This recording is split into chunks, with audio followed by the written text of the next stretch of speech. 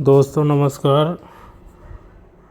आज हम अपने वीडियो में रुद्राक्ष की महिमा का वर्णन करने वाले हैं। आप लोग बड़े ध्यान से इसको समझिएगा, क्योंकि रुद्राक्ष एक महापवित्र, इसको औषधि भी कह सकते हैं और इसको पुण्य प्रदान करने वाला भी बोल सकते हैं। शिव जी ने स्वयं कहा था कि पूर्व काल में एक बार शिव जी संपूर्ण लोकों का उपकार करने के लिए कई सालों तक तपस्या में लीन थे। एक दिन सहसा उनका मन क्षुब्ध हो उठा। उस समय उन्होंने जब नेत्र खोले तो नेत्र खोलते ही उनके मनोहर नेत्रों से कुछ जल की बूंदें गिरी, जो कि जल की बूंदें आंसू की भांति थी। जहाँ जहाँ वो जल की बूंदें उनके आँखों से गिरी है, वहाँ वहाँ पे रुद्राक्ष का वृक्ष पैदा हो गया है।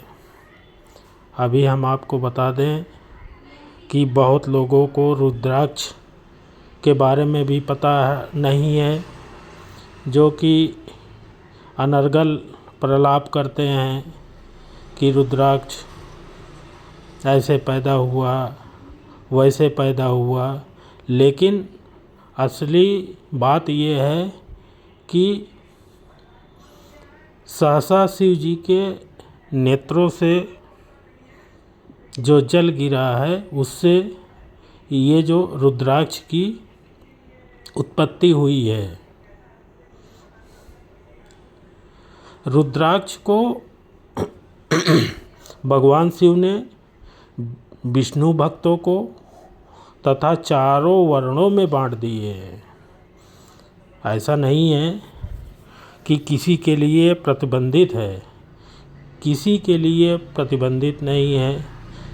चाहे वो ब्राह्मण हो, चाहे क्षत्रिय हो, चाहे वैश्य हो, चाहे शूद्र हो, सब रुद्राक्ष को पहन सकते हैं, क्योंकि महादेव की निगाहों में सभी भक्त बराबर हैं, चाहे वो जिस कैटेगरी के हों। भूतल पर रुद्राक्षों की उत्पत्ति गौड़ देश में उत्पन्न माना जाता है। मथुरा, अयोध्या, लंका, मलयांचल, सहगिरी, काशी और जो आज नेपाल है, कंबोडिया है, इसमें भी उनके अंकुर उगाए गए, जिससे वहाँ भी रुद्राक्ष की उत्पत्ति होने लगी है। ब्राह्मण जाति वाले रुद्राक्षों के वर्ण श्वेत, पीत तथा कृष्ण जानने चाहिए। मनुष्यों को चाहिए कि वह अपने जाति का ही रुद्राक्ष धारण करे।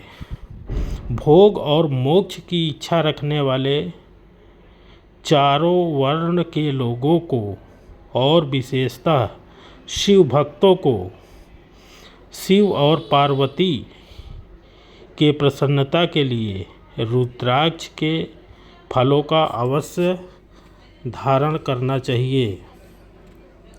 जो रुद्राक्ष आंवले के फल के बराबर हो, वह श्रेष्ठ बताया गया है। जो बेर के फल के बराबर हो, उसे मध्यम श्रेणी का कहा गया है। जो चने के बराबर हो, उसकी गणना निम्न कोटि रुद्राक्षों में की गई है। जो रुद्राक्ष बेर के फल के बराबर होता है वह उतना छोटा होने पर भी लोक में उत्तम फल देने वाला और सुख सौभाग्य की वृद्धि करने वाला होता है।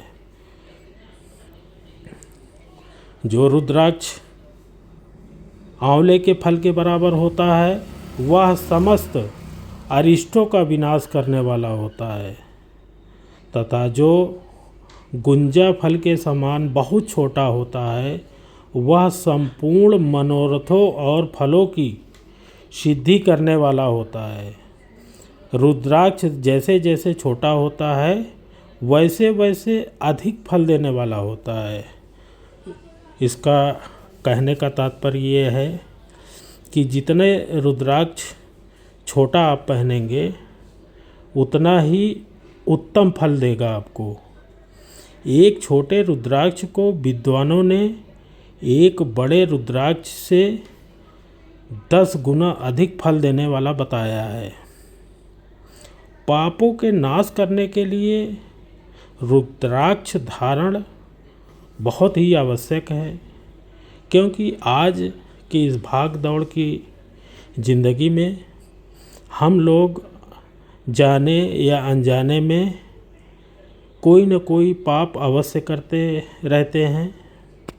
उन पापों को नाश करने के लिए हमें रुद्राक्ष का धारण अवश्य ही करना चाहिए। यह रुद्राक्ष निश्चय ही संपूर्ण अभीष्ट मनोरथों का साधक है, अतः रुद्राक्ष अवश्य धारण करना चाहिए। लोक में मंगलमय रुद्राक्ष जैसा फल देने वाला देखा जाता है वैसे फलदायिनी दूसरी और कोई माला नहीं है। समान आकार प्रकार वाले चिकने सुदृढ़ स्थूल कंटक युक्त जो कि उभरे और छोटे दाने वाले और सुंदर रुद्राक्ष सदैव भोग और मोक्ष को देने वाले होते हैं। जिसे कीड़ों ने दूषित कर दिया हो, जो खंडित हो, जो फूटा हो, जिसमें उभरे हुए दाने न हो, जो वर्ण युक्त हो तथा जो पूरा गोल न हो, इन 6 प्रकार के रुद्राक्षों को कभी भी धारण नहीं करना चाहिए। जिस रुद्राक्ष में अपने ही आप धागा पिरोने योग्य छिद्र हो गया हो वही रुद्राक्ष को उत्तम माना गया है। जिसमें मनुष्य के प्रयत्न से छेद किया जाता है वह मध्यम श्रेणी का माना जाता है। अतः दोस्तों, जिस रुद्राक्ष में स्वतः धागा पिरोने के लिए छेद पाया जाता है वही उत्तम श्रेणी का माना जाता है। जिसमें स्वतः धागा पिरोने के लिए आपको कुछ प्रयत्न करना पड़ता है या सुई से उसका छेद बढ़ाना पड़ता है वह मध्यम का श्रेणी का रुद्राक्ष माना जाता है। रुद्राक्ष धारण बड़े बड़े पातकों का नाश करने वाला होता है। 1100 रुद्राक्षों को धारण करने वाला मनुष्य स्वयं रुद्र स्वरूप ही हो जाता है। मतलब जिस व्यक्ति ने 1100 रुद्राक्षों की माला पहनी है वह स्वयं ही शिव के समान हो जाता है। इस जगत में 1100 रुद्राक्ष धारण करके मनुष्य जिस फल को पाता है उसका वर्णन सैकड़ों वर्षों में भी नहीं किया जा सकता है। भक्ति से परिपूर्ण पुरुष भली भांति 550 रुद्राक्ष के दानों का जो सुंदर मुकुट बनाते हैं 360 दानों को लंबे सूत्र में पिरोकर जो हार बनाते हैं, वैसे 3 हार बनाकर भक्ति परायण पुरुष उनका यज्ञोपवीत तैयार करें। ऐसे शिव भक्त मनुष्यों को शिखा में 3, दाहिने और बाएं दोनों कानों में क्रमशः 6-6, कंठ में 101, भुजाओं में 11-11, दोनों कोहनियों और मणिबंधों में पुनः 11-11 यज्ञोपवीत में 3 तथा कटि प्रदेश में गुप्त रूप से 5 रुद्राक्ष धारण करना चाहिए। इस प्रकार की संख्या के अनुसार जो पुरुष रुद्राक्ष को धारण करता है, उसका स्वरूप भगवान शिव के समान सभी लोगों के लिए प्रणम्य और स्तुत्य हो जाता है। वह इस प्रकार रुद्राक्ष से युक्त होकर जब आसन लगाकर ध्यानपूर्वक शिव का नाम जपने लगता है, तो उसे देखकर पाप स्वतः ही भाग जाते हैं। अर्थात उपर्युक्त बताए हुए शिखा में 3, दाहिने और बाएं दोनों कानों में 6-6, कंठ में 101, भुजाओं में 11-11, दोनों कोहनियों और दोनों मणिबंधों में पुनः 11-11, यज्ञोपवीत में 3 तथा कटि प्रदेश में गुप्त रूप से जो 5 रुद्राक्ष का धारण करता है, उससे पाप स्वतः ही भाग जाते हैं। उनको देख के स्वतः ही भाग जाते हैं। इस तरह 1100 रुद्राक्षों को यह धारण करने की विधि है। जो पुरुष इतने रुद्राक्षों को नहीं धारण कर सकते हैं, उनको चाहिए कि शिखा में कम से कम 1, सिर पर 30, गले में 50 और दोनों भुजाओं में 16-16 रुद्राक्ष धारण करना चाहिए। दोनों मणिबंधों पर 12-12, दोनों स्कंधों में 500 और 108 रुद्राक्षों की माला बनाकर यज्ञोपवीत के रूप में धारण करना चाहिए। इस प्रकार से जो प्राणी या जो पुरुष या जो व्यक्ति दृढ़ निश्चय करके 1000 रुद्राक्षों का धारण करता है, वह रुद्र के स्वरूप हो जाता है। समस्त देवगण जैसे शिव को नमस्कार करते हैं, वैसे ही उसको भी नमन करते हैं।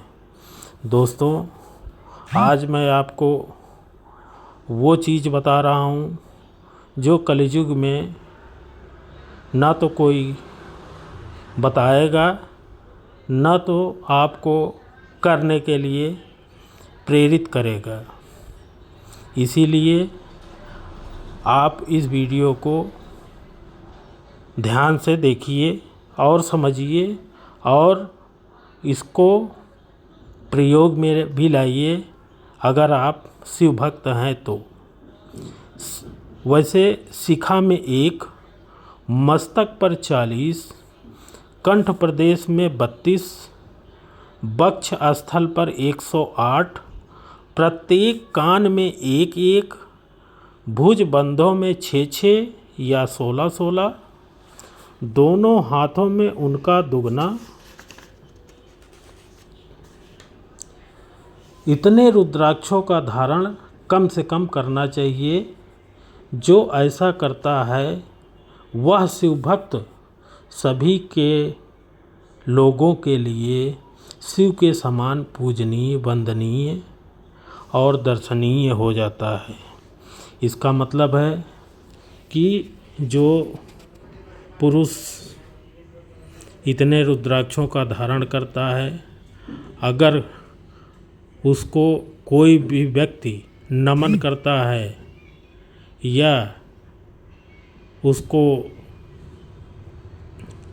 प्रणाम करता है तो समझ लीजिए कि वो साक्षात शिव जी को प्रणाम कर रहा है। सिर पर ईशान मंत्र से, कान में तत्पुरुष मंत्र से तथा गले में और हृदय में अघोर मंत्र पढ़कर ही रुद्राक्ष धारण करना चाहिए। विद्वान पुरुष दोनों हाथों में अघोर बीज मंत्र से रुद्राक्ष को धारण करें और उदर पर वामदेव मंत्र से 15 रुद्राक्षों द्वारा गूंथी हुई माला का धारण करें। सद्योजात पुरुष यदि 5 ब्रह्म मंत्रों तथा अंग मंत्रों के रुद्राक्ष की 3, 5 या 7 मालाएं धारण करे और जो मूल मंत्र नमः शिवाय का जाप करते हुए धारण करे, वह समस्त पुण्यों को प्राप्त करने वाला, इस कलियुग में भी सर्व पाप को नष्ट करने वाला और सबके पापों को नष्ट करवाने वाला माना जाता है।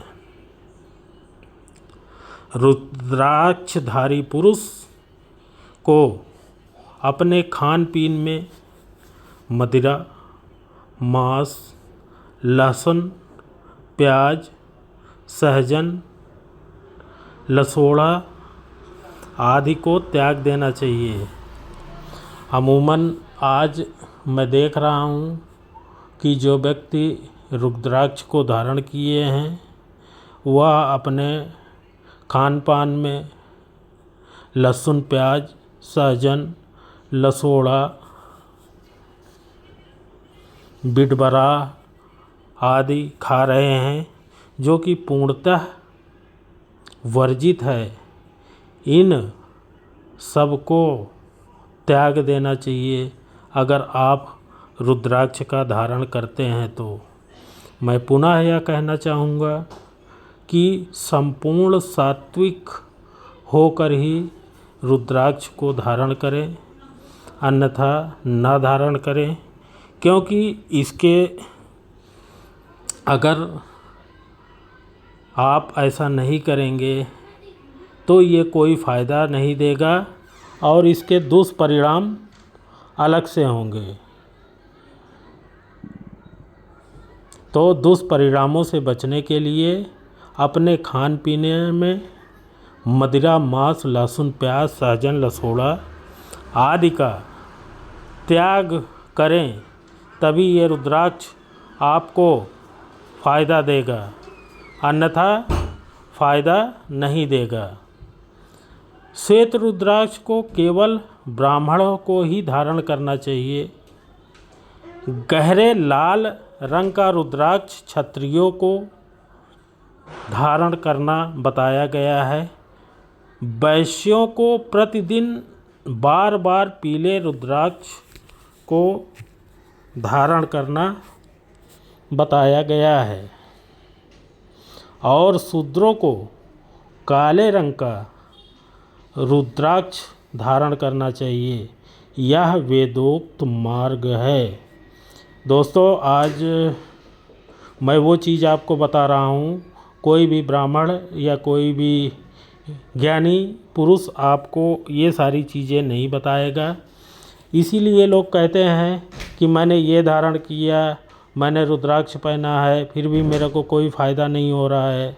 मैंने रुद्राक्ष की माला पहनी है, फिर भी मेरे को कोई फ़ायदा नहीं हो रहा है। अरे फ़ायदा होगा कहाँ से, जब आप शास्त्रों के बताए हुए मार्ग को धारण ही नहीं करेंगे, ना किसी व्यक्ति को बताएंगे, तो कहाँ से उसका फ़ायदा मिलेगा।